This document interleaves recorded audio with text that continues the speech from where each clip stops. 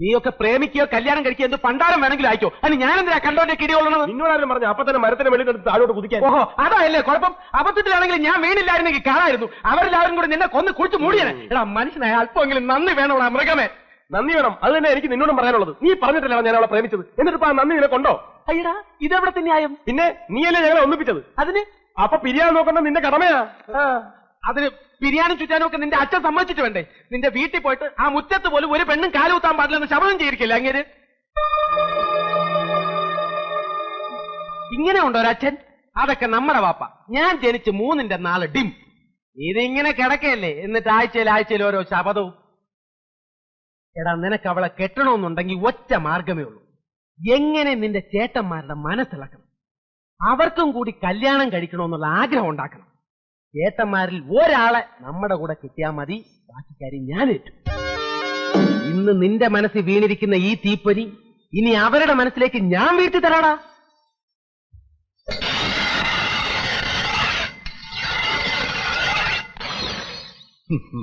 ഇനി എനിക്കൊരു കല്യാണം ഈ പ്രായത്തില് നിനക്കൊക്കെ എന്താ ഭ്രാന്തുണ്ടോ? വലിയേട്ടൻ അതിനും മാത്രം പ്രായമൊന്നും ആയിട്ടില്ല. ഇതിനേക്കാളും വയസ്സന്മാര് കല്യാണം കഴിക്കുന്നില്ല ചേട്ടാ. അത് നല്ല കിളി പോലത്തെ. അങ്ങനെയല്ല മതിയടാ, പ്രായമായില്ലെങ്കിലും പ്രായം കഴിഞ്ഞാലും ഇനി ഈ ജന്മത്തിൽ എനിക്കൊരു കല്യാണം വേണ്ട. ഒരിക്കൽ ഒരുങ്ങിക്കെട്ടി ഇറങ്ങിയവനാ ഞാൻ. അന്ന് ആ കല്യാണം നടക്കാതെ പോയതിൽ എനിക്ക് ദുഃഖമില്ല. അതൊരു ദുരന്തമായിട്ട് ഇന്ന് വരെ തോന്നിയിട്ടുമില്ല. പക്ഷേ അത് നടത്താൻ ശ്രമിച്ചപ്പോൾ ഉണ്ടായ ദുരന്തമുണ്ടല്ലോ, അതെന്റെ മനസ്സിൽ നിന്ന് ഒരിക്കലും പോയില്ല. ഇപ്പൊ കല്യാണം എന്ന് കേൾക്കുമ്പോ നമ്മുടെ അമ്മയുടെ പൊതിഞ്ഞു കിട്ടിയ ജഡവും കയ്യാമം വെച്ച് 2 വശത്തും പോലീസുമായിട്ട് അളന്നു പോകുന്ന അച്ഛനുമാണ് മനസ്സിൽ. അതെല്ലാം മറന്നിട്ട് ഇപ്പൊ ഞാൻ കല്യാണം കഴിക്കണം അല്ലേ? അയ്യോ വലിയേട്ടന്റെ മനസ്സ് വിഷമിപ്പിക്കാനല്ല ഞാൻ വന്ന് പറഞ്ഞത്. ഇവന് കല്യാണം കഴിക്കാൻ വേണ്ടിയിട്ടുമല്ല അല്ലേടാ. നമ്മുടെ കുടുംബം അന്യം നിന്ന് പോകരുതല്ലോ എന്ന് വിചാരിച്ചാ. പിന്നെ അന്യം നിന്ന് പോവാൻ നമ്മള് സിംഹവാലം കുറക്കല്ലേ? പോടാ. അല്ല, നീയും പോടാ. കൊല്ലും ഞാൻ. എന്നോട് കല്യാണം കഴിക്കാൻ പറയാൻ നീ ആരടാ? പറയോ. എന്തിനാടാ ദിവസവും ഞാൻ ഹനുമാൻ സേവ നടത്തുന്നത്? മാസത്തിൽ 5 ദിവസം തിരുവല്ലാമല ഇപ്പൊ തപസിരിക്കുന്ന എന്തിനാടാ? പെണ്ണെന്ന നശിച്ച വർഗം എന്റെ മനസ്സിലാക്കാണ്ടിരിക്കാനാ. അങ്ങനത്തെ നിത്യ ബ്രഹ്മയാളുടെ മുഖത്ത് നോക്കി കല്യാണം കഴിക്കാൻ പറഞ്ഞ നിന്നെ സമയത്താ ഇവനൊന്നും ചെയ്യണ്ട.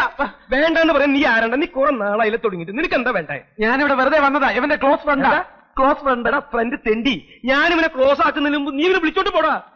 എടാ വിളിച്ചോട്ട് പോവാൻ. ആഞ്ജനേയ, ഈ ഭക്തനെ കൺട്രോള് തരില്ലേ? എനിക്ക് നടത്തത് ഒന്നും ചോദിക്കാൻ നിൽക്കണ്ട. വെറുതെ വന്നാണെന്ന് പറഞ്ഞാൽ മതി. നിക്കടാ. ഞങ്ങളിപ്പോ കല്യാണം കഴിക്കണമെന്ന് നിനക്കെന്താ ഇത്ര നിർബന്ധം? 10 വർഷം മുമ്പ് ഇതും പറഞ്ഞ് ഈ 2 ചേട്ടന്മാരുടെ പിന്നാലെ നടന്നവനാടാ ഞാൻ. അന്ന് അച്ഛൻ പറഞ്ഞ എന്താണെന്നറിയോ? മൂത്തവർക്ക് വേണ്ടാത്ത കല്യാണം നിനക്ക് വേണോടാന്ന്. അന്ന് ഞാനും ഒരു തീരുമാനം എടുത്തു. എനിക്ക് കല്യാണം വേണ്ട. ഈ കുടുംബത്തൊരുത്തരെ കല്യാണം കഴിക്കാൻ ഞാൻ സമ്മതിക്കില്ല. അല്ലേട്ടാ, അതെ നീങ്ങൊന്ന്.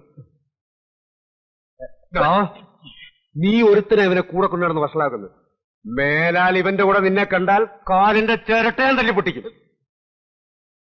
നീ വന്നേ. ഞാനൊരു കാര്യം പറഞ്ഞാൽ നീ അതേപോലെ ചെയ്യും. എന്താ? വല്ല എലിപ്പാഷണോ മേടിച്ച് കുറുക്കി കൊടുക്കണ 3 ചത്ത് തൊലയിട്ട്. ഇടാ, ഇങ്ങനത്തെ 3 ചേട്ടന്മാര് ജീവിച്ചിരിക്കുന്നിടത്തോളം കാലം നിനക്ക് കല്യാണം കഴിക്കാൻ പറ്റുന്ന പ്രശ്നമില്ല. നിന്നെ നല്ല ചിലപ്പോ എന്നെ പോലും കല്യാണം കഴിക്കാൻ സംഭവിക്കില്ല. അതുകൊണ്ട് നമുക്ക് ഇവിടെ വെച്ച് പിരിയാം. നിനക്ക് നിന്റെ വഴി, എനിക്ക് എന്റെ വഴി. Good bye.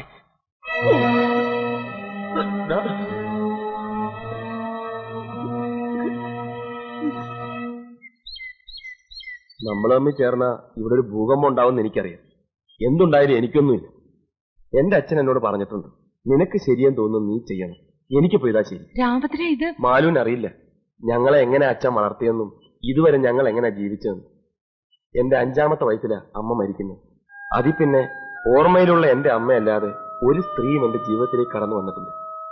ഇപ്പോ മാലു ഞാൻ പോലും അറിയാതെ എന്റെ മനസ്സിലേക്ക് വന്നപ്പോ എനിക്കിനി മാലു ഇല്ലാതെ വയ്യ. അതിന് ജീവിക്കാനാണെങ്കിലും ശരി, മരിക്കാനാണെങ്കിലും ശരി, എന്തിനാണെങ്കിലും മാലു എന്നോടൊപ്പം ഉണ്ടാവൂ. ഞാൻ വിളിച്ച മാലു ഇറങ്ങി വരുമോ?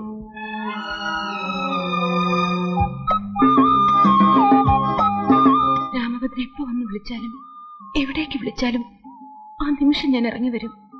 പോരെ?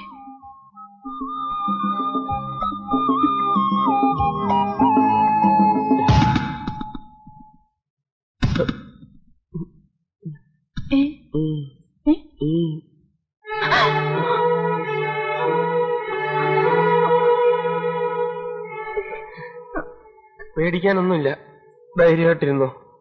ഹലോ, കുറെ നാളായല്ലോ കണ്ടിട്ട്, എവിടെ ആയിരുന്നു? വാടി ഇവിടെ, ഇങ്ങോട്ട് വരാൻ.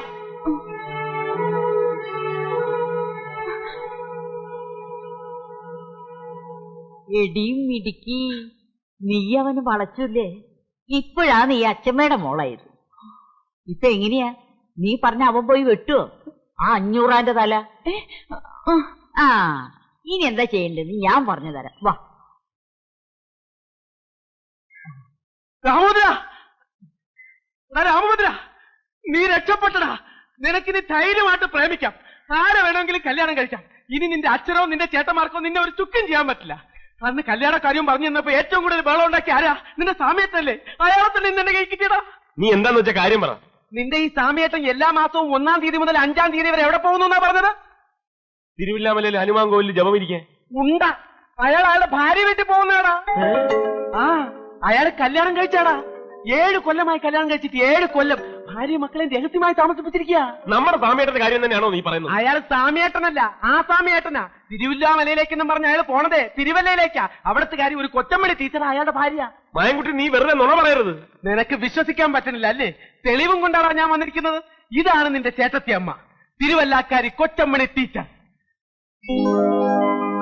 ഇനി ഈ കൊച്ചമ്മണി ടീച്ചറെ കൊണ്ട് നിന്റെ വീട്ടിലുള്ളവരെയൊക്കെ നമ്മളൊരു പാഠം പഠിപ്പിക്കുവളിയാ, പാഠം പഠിപ്പിക്കും. അങ്ങനെ ജീവിതത്തിൽ ആദ്യമായിട്ട് നീ ഒരു നല്ല കാര്യം ചെയ്തടാ. വാ.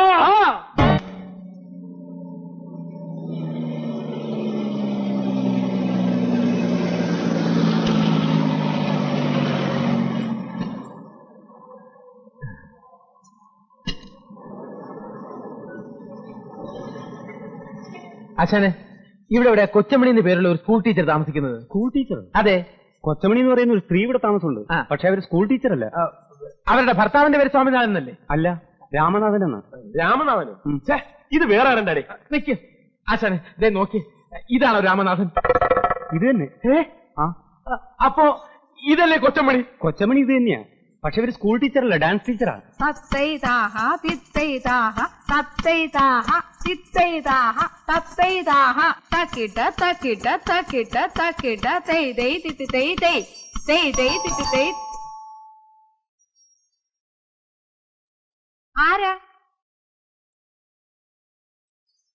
ചേട്ടത്തിയമ്മേ, ചേട്ടത്തിയമ്മേ. അയ്യോ അയ്യോ, എഴുന്നേക്കാൻ അവിടുന്ന്, എഴുന്നേക്ക്. ഇത് രാമഭദ്രനാ, രാമഭദ്രൻ. ഏത് രാമഭദ്രൻ? ചേട്ടത്തിയമ്മയുടെ രാമഭദ്രൻ. ആരാടാ അവിടെ നിന്റെ ചേട്ടത്തിയമ്മ? അല്ല, അതെ, ചേട്ടത്തിയമ്മ ഈ രാമനാഥന്റെ ഭാര്യയല്ലേ?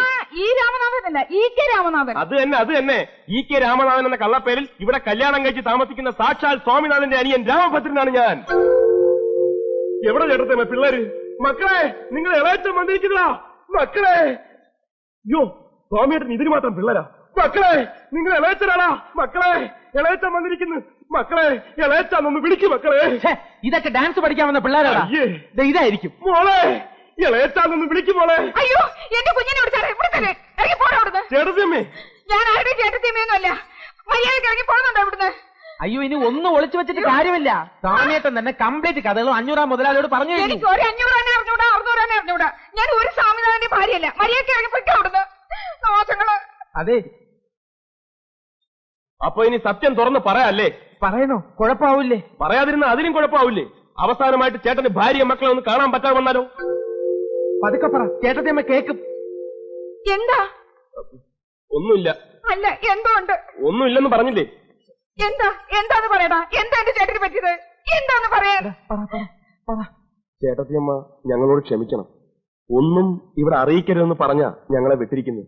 പക്ഷേ ഇപ്പൊ നിവർത്തിയില്ലാത്തോണ്ട് പറയുക. ചേട്ടന് ഇന്നലെ ഒരു ആക്സിഡന്റ് ഉണ്ടായി.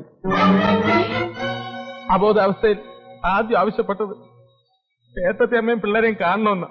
അയ്യോ, എന്റെ ദൈവമേ, എനിക്ക് എന്റെ ചേട്ടനെ ഉടനെ കാണണം. നിങ്ങൾ പോകരുത്, ഞാനും വരുന്നു. നീ ഇവിടെ പോകുന്നു ഒരു ഒറിജിനാലിറ്റിക്ക് ഓണാക്കരുത്. ഇതാണ് നിനക്കുള്ള കുഴപ്പം. ഏറ്റല്ലേ? സമയട്ടാ